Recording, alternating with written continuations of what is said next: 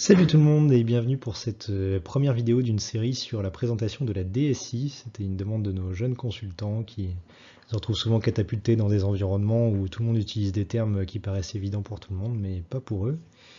Donc voilà, petite présentation générique de la DSI. Bien sûr, le but n'est pas de faire une présentation détaillée d'une orga DSI, parce qu'elle serait complètement différente d'une entreprise à une autre. Le but c'est de voir les grands organes et comment tout ça s'orchestre au sein de la DSI. La DSI par opposition au métier. Le métier, c'est tout un tas de gens très intéressants qui ont un vrai job dans la vie et qu'il s'agit de servir avec des outils informatiques, mais ce n'est pas le but de cette présentation, donc on ne rentrera dans aucun métier. La DSI, l'idée par son leader charismatique qui est le CIO ou le DSI. Je préfère quand même DSI, CIO c'est une traduction qui est limite, c'est pas tout à fait ça le CIO au sein des entreprises américaines, mais bon ça se comprend bien en France, CIO, DSI, en général tout le monde se comprend. Parce que vous avez remarqué, on a remis la lampe, mais du coup on a cassé le chauffage, et du coup j'ai super froid, voilà. Donc la première ligne de front vis-à-vis de ces métiers au sein de la DSI, ce sont les devs, plus communément appelés les études. Certains les appellent les applis, les projets, parce qu'ils s'organisent en projets et en applications. Par des formations, certains appellent ça le métier. Ça c'est très compliqué parce que du coup il n'y a plus de séparation nette avec le vrai métier. Donc j'aime pas trop les appeler comme ça. Et puis autre appellation que je ne commenterai pas dans cette vidéo.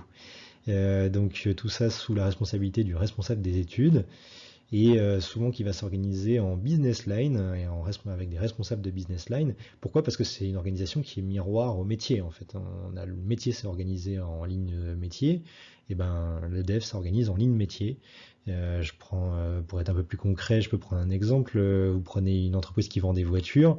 La business line 1 va peut-être s'occuper de tout ce qui va être application et logiciel dans la vente de la voiture. Business line 2 va peut-être être sur la construction de la voiture, l'acheminement des pièces. Business line 3 sur des aspects comptables, RH, tout un tas de choses. Voilà, ça pourrait être une organisation par exemple.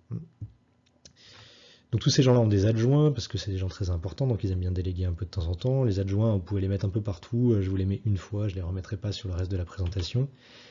Et bien sûr, on s'organise en mode projet, puisqu'on va répondre à un besoin métier. Chaque métier va arriver en disant, voilà, bon, il me faut une application, il me faut un logiciel sur telle activité métier. Et en face de ça, on va mettre un chef de projet et une organisation projet.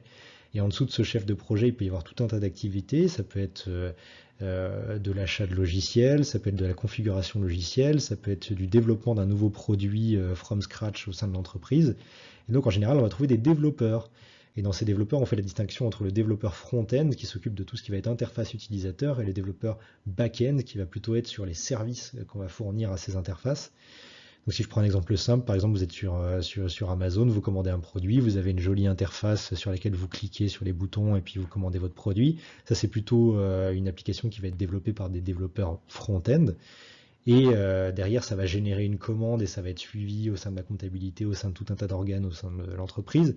Là, ça va plutôt être le développement back-end et tout le traitement qui va permettre à cette interface de fonctionner. Des PMO, on peut en trouver n'importe où dans l'entreprise. C'est des gens qui sont en charge du suivi projet, donc Project Management Office. Le terme n'a pas grande signification de nos jours, mais tout le monde a retenu PMO dans sa tête. Et donc c'est le suivi des activités ou le suivi d'un budget. Parfois il y a une notion un peu péjorative derrière le mot PMO en se disant que c'est assez simple de gérer une liste d'activités et de gérer un budget associé. Pour des grosses sphères projets, ça demande une certaine expertise et c'est pas toujours le dernier stagiaire du coin.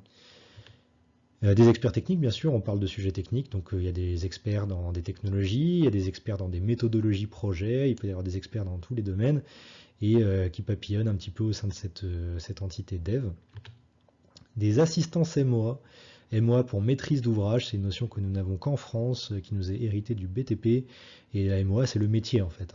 C'est ceux qui ont un besoin, c'est la maîtrise d'ouvrage, contrairement à la maîtrise d'œuvre, qui est plutôt la DSI, qui va donc réaliser des projets pour pallier ce besoin, pallier ces problèmes. L'assistance maîtrise d'ouvrage, elle est là pour s'assurer qu'à tout moment du projet, on respecte bien le besoin métier, et c'est important par exemple sur des projets au long terme qui font 1 an, 2 ans de projet, qu'on ne parte pas dans des délires proprement IT, mais qu'on reste scotché aux besoins métiers, c'est important. Et bien sûr des prestataires, un peu partout au sein de la DSI on va retrouver des prestataires, on reviendra principalement sur pourquoi les besoins de prestations au sein de cette entité dev quand on rentrera dans le détail sur cette entité dev. Voilà, et je vous retrouve très bientôt sur la deuxième vidéo pour le suivi de la prod. À plus.